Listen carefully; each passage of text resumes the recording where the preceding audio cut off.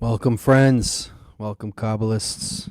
Welcome, interested people in what is going on in this world, in this changing world, as the order of the world is changing. Anyone who's watching the price of gold and the price of silver and watching what's happening with AI and robotics, we'll see robots come out, consumer robots start to hit big time in the next year and a half.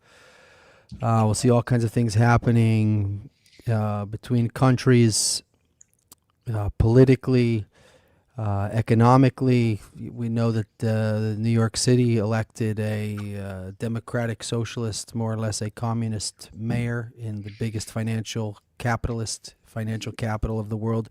There have been periods of time where we have said, geez, there's just nothing in the news to talk about. We are now entering one of the hottest times, maybe even like what was happening during COVID or the 2008 financial crisis, where things are getting to that kind of feeling. And why are we just sitting around just waiting for these things to smack us in the back of the head and be reactive? Or are we going to be smart enough to know what's happening, to know when to buy gold and when to sell gold? I mean, is that what it's all about also? No. We're students of the wisdom of Kabbalah, looking at the big process that humanity is going through. And when you zoom out, you see all of these fluctuations as a very natural process. Welcome to the Great Transition. That's what we are doing here. These guys are over there in Israel. I'm over here in the United States. We're always happy to see friends joining from around the world. He keeps saying gold is false prices. Listen, there's a lot of manipulation going on in all these things. Basically, unless you're on the inside of the inside, there's a lot of people who can make money through all this. But unless you're on the inside of the inside of the inside, nobody actually knows what is happening. The people who are moving the markets are people who are moving billions of dollars at a time. And they're definitely not posting what they're doing.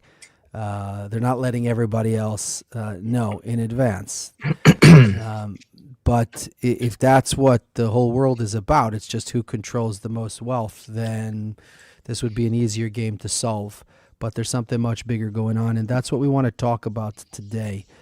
Before You Were You is what we named today's episode.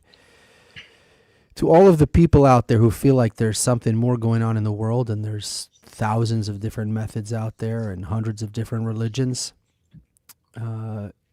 you found a good place, because the wisdom of Kabbalah doesn't require any kind of hocus pocus blind faith belief.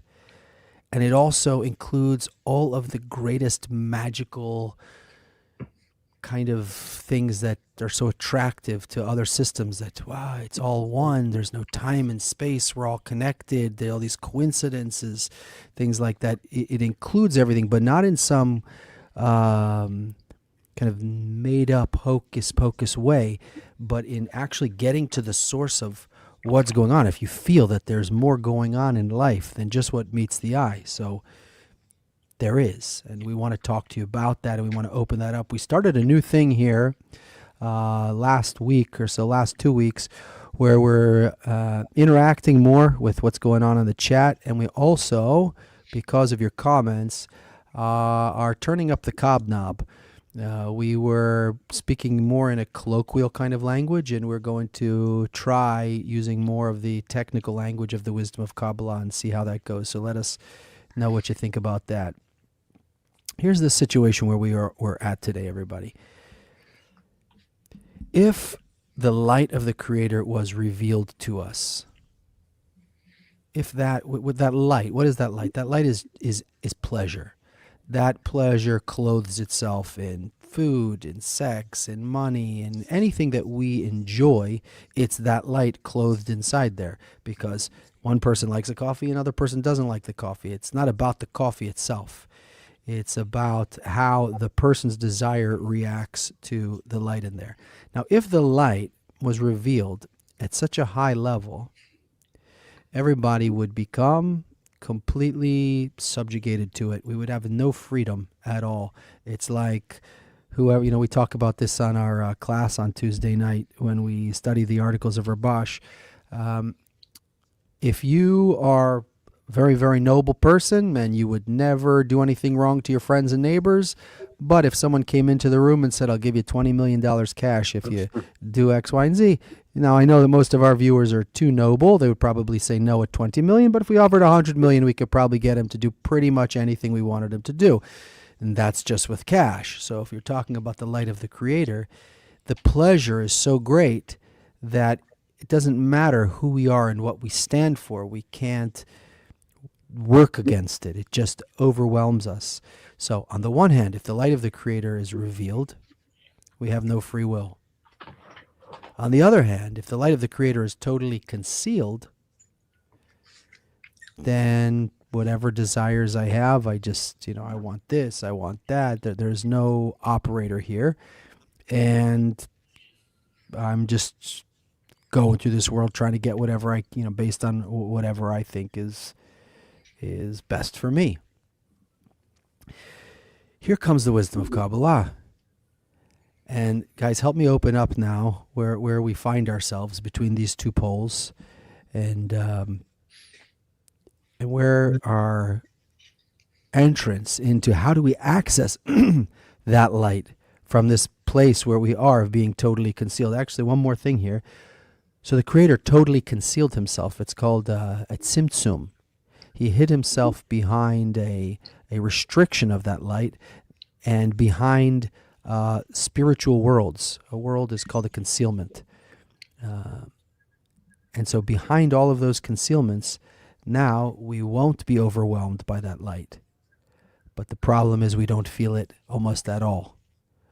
So now we're in the business of how do we get to it without completely losing our free will and being conscious, independent creatures on the way. Yeah. Yeah, that I think that needs to, let's kind of give it some more words so that it really sinks in. You're talking about the Creator as light. We call it light, or the upper light. And contact with the Creator, contact with the light, what does that actually mean? And let's just kind of take into account that contact with the light means contact with eternity, means connecting to wholeness, to perfection, to unbounded existence, complete perception, lasting fulfillment that you're not striving for and chasing, and your eternal bliss, whatever you can think of. When you think of contact with the light, that is what we're talking about here. Now, that was hidden, that was concealed from reality, from all the created beings. And what for? I would say is basically the question. If connection with the light is such a great thing, and the created being was created to connect with the upper light, then why is it concealed, right? That's kind of the question. And if you're just a regular person, you can talk to me about Dr. Pepper. Dr. Pepper, bad example. But it is the best of the sodas. Like you're, if you can talk to me about something that's some, crazy food or, some things have to bring it down so low to this level in order to even begin to even understand, like, we're talking about spiritual pleasures, but, all we know is these pleasures that like enter my senses. But you can't really excite me. You can excite me a little bit by saying I'll be fulfilled, and you said the light of the Creator, but that's also, to me, it sounds more cool if you say like the thought of creation, like, yeah, I do want to know what happened then. If there's fulfillment there, that's cool, but it just also sounds like cool knowledge to have. And then if I get the thought of creation, then I'm already kind of like in the know a little bit about what to do in reality. So, okay, I'll go with you and I'll say, why did he want to hide that from us? Why is it there's so important part here. Right. That it's the most important thing in the world. Why did he have to hide it? Yeah. Yeah. Let's watch a clip. Let's watch a 2 minute from our teacher, where he kind of talks about that. So let's go there, and then we'll see where it takes us. Yeah. All right. So, as Kabbalists, it's a long tradition. There's a reason why it's done this way. Kabbalists study with their teacher at 3 a.m. in the morning, and this has been custom for thousands of years. So, our teacher gives lessons at for the last 3.5 decades, probably, at 3 a.m. This is a recording, a 3-hour lesson. This is a recording from one of those lessons about this topic. Yeah. All right. Official as connection can be between people, nations, countries, we still put a lot of effort, a lot of power, a lot of means, instead of building a collective life and collaborating, we put it into war and destruction and trying to cancel out each other. So when you look at humanity and how everyone is playing this game of keeping separate from each other instead of attaining the benefit of connection with each other, that's just a shame. That people don't realize that this is how the Creator is playing with us, that we have to maintain that negative force, not to cancel it, but rather, as it says, love covers all crimes, that above the minus we bring the plus. And then we put together a system that contains all of the negative force and the positive force. And the good force will cover the bad force, will overpower the bad force. And this way, when we assemble the system, we can enjoy it in full. And that essentially is the goal of the shattering that happened, to discover how much there are forces latent within us that are good, that are positive. The light excels from darkness. If we don't discover the darkness, we don't really discover the light.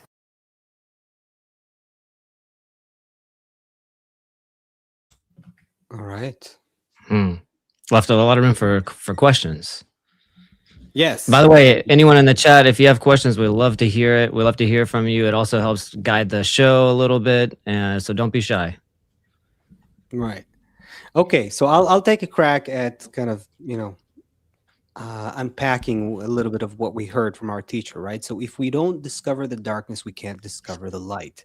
The shattering that took place is a process that happened deliberately in order to allow us to get to know the light, but we have to start from a shattered state.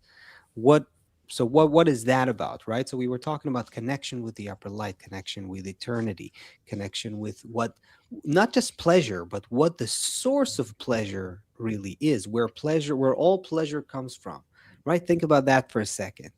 That's something we live. We're born as a will to receive, and from the moment we come out to this world, we're looking for pleasure.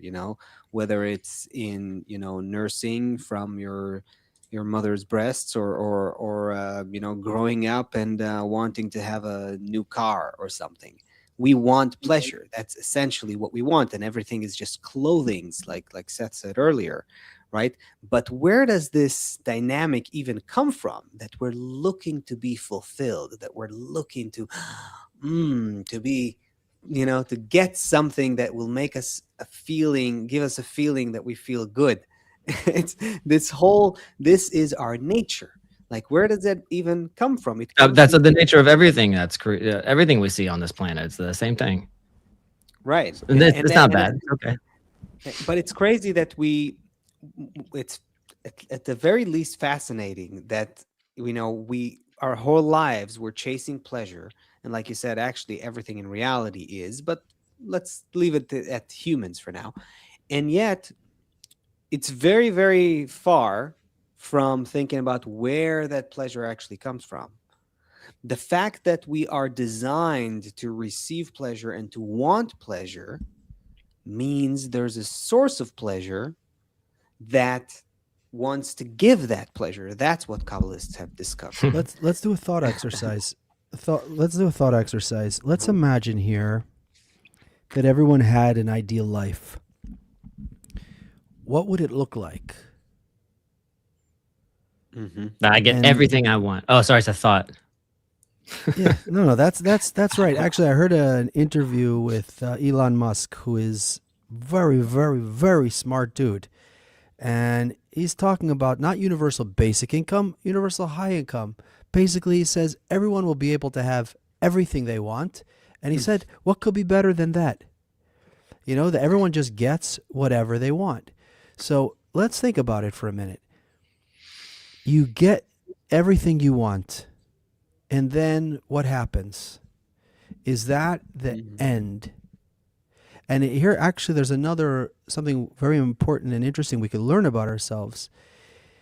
Having everything, right? You have the house, you have on the water, you have everything in there, you have all the people around you, and then there's what happens is the enjoyment disappears. So. Yeah. As an exercise, everyone think about what it would mean to have, what would the ideal life look like? What does it mean when you think about it? It's probably has to do with a house and certain relationships and certain. The Kabbalist is now not for everyone, but for the people who say, "Is that it? Like I hit a wall." Let's imagine everyone here gets $5 million deposited in your bank account, right? And now let's ride 5 years down the road from now. Like, where are we? Now, first of all, hopefully we'd all be healthy and our families would be great and we would be exercising every day and doing fun things. At a certain point, we would still arrive, or at least some of us would arrive at what is this all about? Because at some point people are going to die. And then what are we doing here? Right, what is this whole thing for? There's a couple questions here, guys. The more we shattered, the easier bits that can receive the light. That's from Dewey.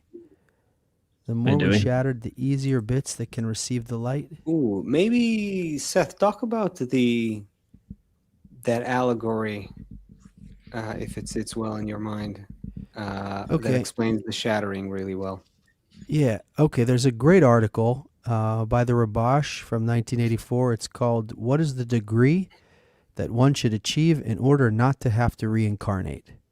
If you're looking for a juicy, technical, but also very accessible Kabbalistic article, this is by the Rabash, called "What is the degree one should achieve not to have to reincarnate?" It says that there in the world of Atzilut, there was the original soul, which now we have 8 billion people. So the soul that's in all those 8 billion people was united, and not only in the people, in all of reality. One of you, how about my Iraqi friend? Can you pronounce it authentically? What that light was called? The Zira Ila'a. Zihara ilaha. Yeah. Zira Ila'a. It's Aramaic, I guess, right? This is the word Yes. the Zohar uses. Yeah. Okay, so the Zohar Basically says means that. Zohar Elyon in Hebrew, upper radiance. Okay, so that's the name that the Zohar gives for that light there in the world of Atzilut, which is the light of the soul of what's called the structure, spiritual structure called Adam Harishon. But there it's like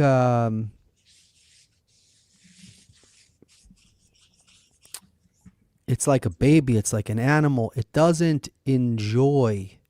It's like if you had a baby whose parents are billionaires, right? He has everything, but there's no feeling that he has everything.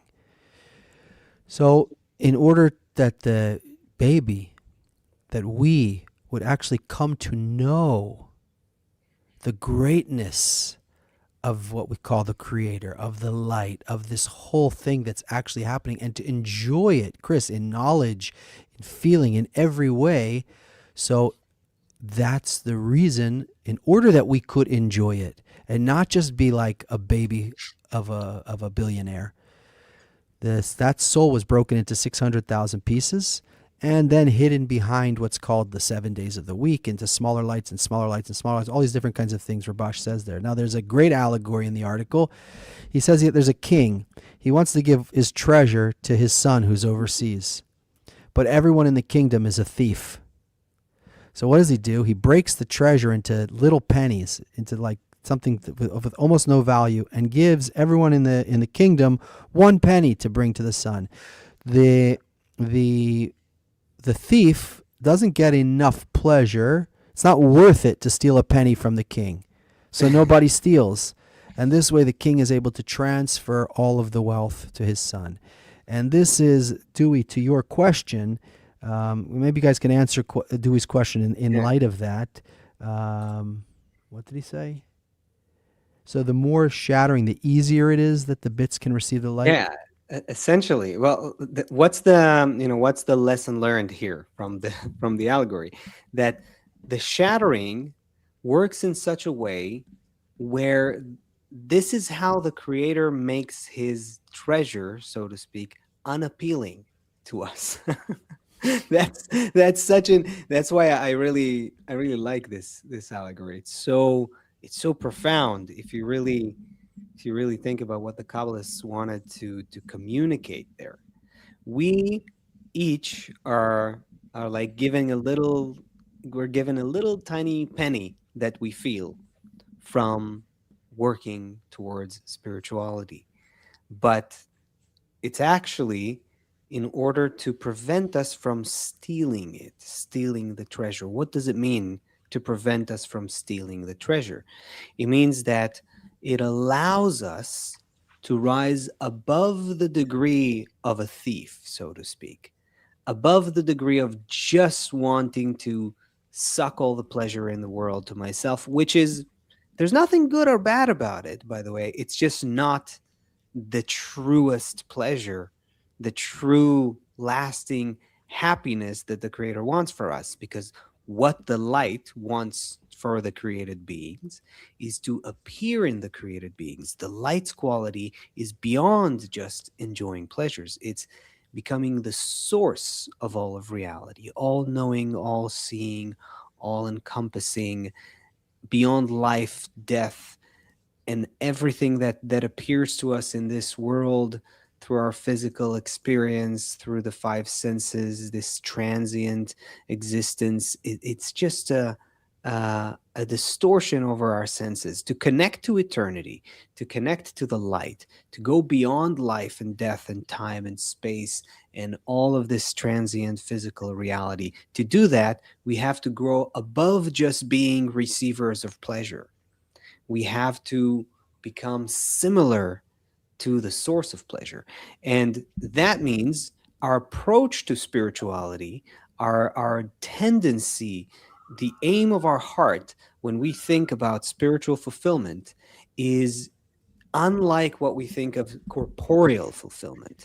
I'll get a burger, I'll eat it, I'll feel good. I'll be promoted at work, I'll have more money in the bank, and I'll get more I'll get more respect at work, I'll feel good. We're talking about something that is way beyond, a much bigger party, right? Like a much bigger experience of reality that doesn't come from this sense of I lack something and I want to fill it. I need money, I need sex, I need health, I need food, No, we're talking about being fulfilled from being in the nature of a plus, not a minus, from being full of abundance, from being a conduit of eternal abundance. That's the true goal of the created being. And so for that, we need a completely different vessel. We need a completely different perception of reality, not like tiny little sucking cups of pleasure, but to be conduits that have like a huge bandwidth, right? So we can pass through us all of the abundance of of the upper, called the upper You light. mean take more than one penny? Exactly. So that's why, in order for us to go beyond just taking a penny, we have to, spirituality has to be concealed from us, So so that we don't Hillary just is try to take a penny and be happy with it and we're done. Yeah. That's Hillary basically what it is. is in Jerusalem, and she's asking. So I don't think I've seen her before here. Hi, Hillary Bear. How do you understand to discover the darkness in your lives? Oh, that was that. I was hoping that we would get to the darkness part, because we kind of talked about it, and then we kind of are missing the connecting points of like, what is darkness? Because I'm thinking in my head, we've got, okay, creator wants to give a lot of feel good. Okay, so in this world, I'm thinking, all right, if I really want to, I don't know, it's hard to say. If I really want to enjoy this burger, it's best I don't eat for a couple of days, and then the burger will taste really good. That's a little bit dangerous to do, but let's just leave it at that. Or not eat a burger for a few days. Not like if you don't eat for a couple of days and then you eat a burger, like your body's not gonna like it. Yeah. You want to have some kind of appetite. Or you are everyone disappears from around you. There's a lot of cool movies like that too. Like all of a sudden everyone's gone, and like you kind of identify with the person. They're very lonely. All of a sudden, it's you have this deficiency to see other people, and before you could see 1,000 people, and you would never think twice about it. Like, they're there, okay, get out of the way, even, and then they're completely removed from you. You have none of it. You could say that that's similar to darkness, right? It's like the light is, the people are always there, you're always walking around, but you don't really have a deficiency to feel them or to enjoy the fact that you're not lonely. So here we go. We're talking a little bit about darkness. Like, what's this goal of darkness? Here he says, you have to shatter something, and that sounds like it's kind of like this punishment in a way. But if you start approaching it from that angle of, okay, I need to build my appetite, I need to somehow recognize that I'm missing something, and then I can enjoy it. I'm starting to like put the pieces together a little bit.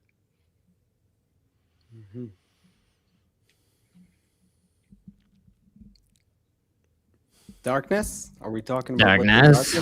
Hillary. If we don't have the darkness, we remain as angels, or we remain as animals. Animals don't know that they're missing something. Another desire awakens in him. I want to eat. He goes to eat. Another desire awakens. I want to sleep. He does his best to go to sleep. There's no such thing that something is concealed from him. For us, there's a person who goes through their whole life. They don't know that the Creator's there at all. But the first revelation of the Creator is the concealment of the Creator. What does that mean? It means like I know, like I know something is there. Like I guess maybe like he went around the corner, or like he just flashed for a second, right? That's normally what happens to us. We have an experience, and then it goes away, and that experience is enough to imprint inside of us that it's there. I know it's there. It's hidden from me now. It's in concealment, but I know it's there. So that concealment is already called like the first level towards a revelation of something. There's other people around you who don't even have that concealment. So the question about the darkness is, well, guys, you open this up then. What is the benefit of the concealment? Because if everything is revealed to us, right, more than we can handle, we're a baby to a billionaire parent who can't really gets the benefit but doesn't enjoy any of it. There's no way to really appreciate or enjoy it all. Versus you go out and become a billionaire, and then you have the knowledge, the enjoyment of what happened. So what is the purpose of the concealment from the sight of the Creator? What is the purpose of the shattering? Right. Well, there's a good example. Maybe we should use that too. If you have a candlelight, and you put it, and you imagine that this tiny candlelight now is immersed in a huge flame. So you can't say that there's any candlelight there, right? So what happens is that the light created a vessel. And in the beginning, the initial state of creation, before you were you, right?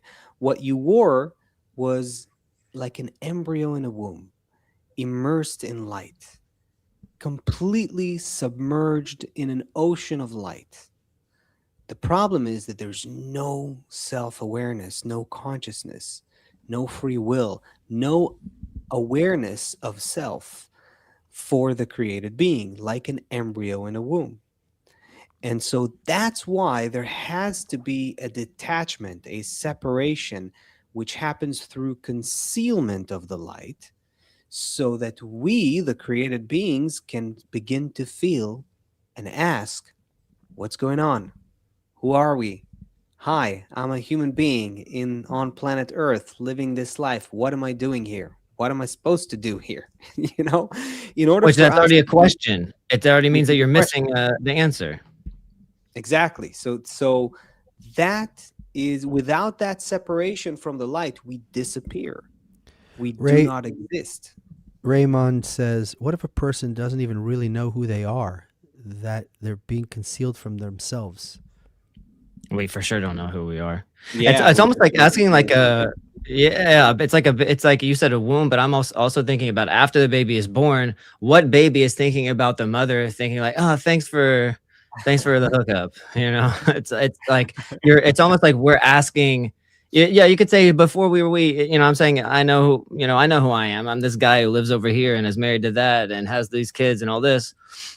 Definitely we need to define again what is me, especially if we're trying to think of the me that's receiving just pleasure all the time, like a little Pac-Man, or the me that all of a sudden has this connection to the source of pleasure. Am I going to call myself me still, or am I going to associate my me with something else at that point? So this is the paradoxical kind of nature of spirituality and spiritual development, right? So before you were you, before we were we, you were everything. You were connected to the creator, connected to the light, bonded with it, and you existed as all of creation before you were an individual in this world. But you didn't feel any of that. And so we became individuals through a spiritual process called shattering. And it's actually the climax of a whole very detailed spiritual process called from going from above downwards. Kabbalists write about this over thousands of pages in very technical and elaborate and detailed language about all the mechanics of it. 125 degrees of spiritual descent that also become 125 degrees of spiritual ascent when we start climbing back up. But we find ourselves in this world with the history of this world and how we understand that this universe came to be through what we believe is some sort of a big bang, and billions of years of the development of matter, and some millions of years of developments of the animal species, and hundreds of thousands of years of human species, and so on. All of that is how we understand our existence. But all of it is based on concealment. Everything we identify and witness and experience in our reality, to begin with, is a reality of concealment. So we don't really know who we are, and what we're really doing here. And what we are actually doing here is gradually becoming one again with the upper force, one with all of creation, in this state of eternal existence and beyond any limitations. However, we have to get there consciously, as opposed to just being there unconsciously, like an embryo in a womb. You see an That's what the eagle. whole thing's about. Yeah. You see an eagle soaring over the Grand Canyon, just so majestic and so beautiful. Mm. And he didn't study for many years to do that. It's in him. Right. That is who he is. And you see the dolphins or the starlings all moving at the same time.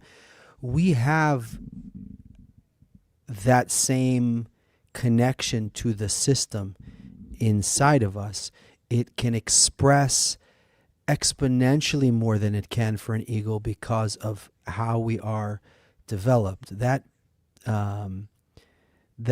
soul Mhm. that is in that we are discovering is that same soul that was there in Atzilut. The exact same soul is inside of all of us, behind all of these concealments. Mhm. And the process of guys is it's not like discovering it, it's not revealing it, it's, I don't know what the right, maybe it is revealing, I don't know what the word is. The process to become into contact with it is very, very natural, and that takes such a long time to get just how natural it is. Like we said, if if something's shown for you and then it's hidden, and then you say, well, I don't know where it is, it's concealed, but I know it exists. This is like the first stages for us. It's very Yeah. natural. Like, we discover that we're actually doing everything for ourselves. Like, we discover we're egoists. But Yeah. I want eternity. But I want it from.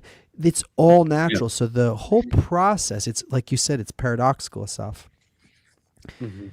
Let's say that's the darkness. She was asking about darkness. That's it. Right. So That's how you find it. the Kabbalists have a great kind of a guideline, or I don't know, principle, spiritual principle that explains this. It's called the expansion and departure of the light into the Kli qualifies the Kli for its purpose.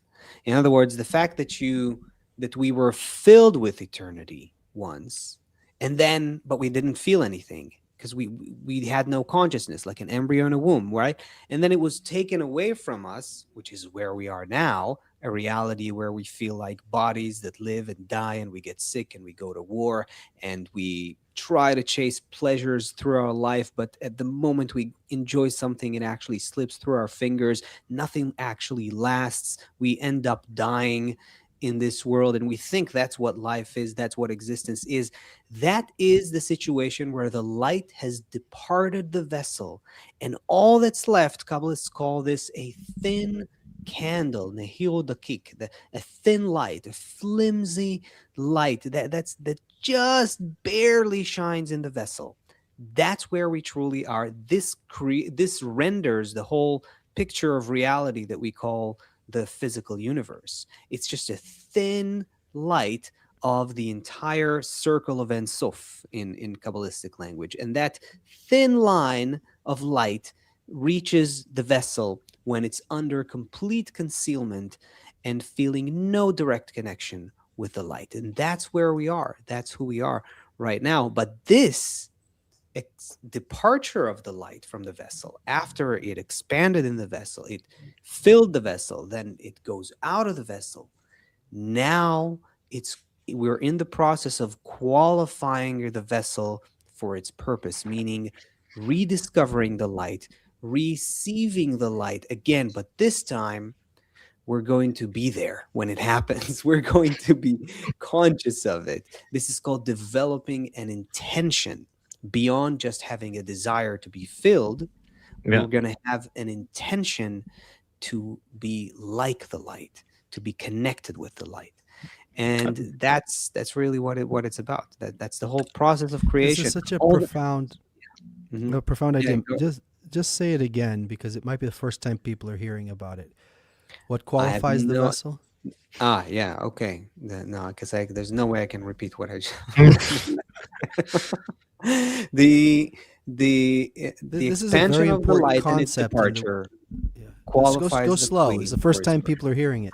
The Dorito that first gets in your mouth when you have no more Doritos in the bag, then you're Yeah. ready for another Dorito. Right. So, yeah. These examples we can do. Our teacher used to give us a lot of examples over the years that really help us kind of understand the concept. But you see it in our world too, like, right? Like, how do marketing people understand this? You know, you go to the supermarket, and then there's this nice lady with I don't know, some cheese on a stick or something, and she lets you have a taste, and it tastes really nice with some wine that comes next to it. You come the next day, and she's no longer there, but you see the wine and the cheese on the shelf for 9.99, right? So now you have a desire for it because you had it before, and now you feel longing for it. It was really nice, right? So this whole concept of So what's it? Just repeat what it's called. so this is just a material example, but we're the Kabbalists explain that the whole purpose of this reality is for us to create the lack for spiritual fulfillment. And again, this is because the light, the expansion of the light and its departure, meaning the entrance of the light and its exit, its departure from the vessel, is what grows the vessel and qualifies it for its purpose. The thin candle, the thin candle example you gave, it's like it's like we're only getting like the same cheese and wine, and you kind of like don't taste it anymore, and so it's at some point you're not even really, it's just like, yeah, I have to just survive. I remember hearing also it's like just enough pleasure so we don't like kill ourselves, it's like just enough. Like if I got less pleasure than that, then I would, I'd be like, what's even the point? But there's just enough to, I'm like, oh, it's a little bit of money. And then something happens. We get a little bit turned off by those pleasures. They become less. Look at Will Smith. I think we used this example one time. He even gave this like interview, and he's like, I've achieved it all. I've got everything, and I'm telling you, there's nothing there. It's like if we could all just experience that and touch that, that would bring us already to that next level of darkness where we're saying, okay, there's the door, and I know there's something's behind it, like Seth was saying. Yeah, it's a great degree. We'll get there. Okay, friends, let's give Julie our thoughts. She said that she has some illness that befell her that defies diagnosis. So Julie, Julie, that everything works out for you, and we'll have you in our community here. We'll have you in our thoughts. It's like from the example of the Doritos or the light expanding into the vessel and leaving. If you're paying attention, it's like a cosmic intercourse between the creator and the creation. Otherwise, it's not by chance that Kabbalists refer to the connection between the light and its vessel as a zivug in Hebrew, which means basically coupling. So the whole, in fact, the state of what we call the end of correction, meaning when the vessel is completely fit for its purpose, when the vessel is ready to receive the light, that is called an unending zivug, an unending coupling. That's how the Kabbalists describe that eternal connection between the creator and the created being. The male force, which is the giving force, which is the creator, and the female force, which is all of creation.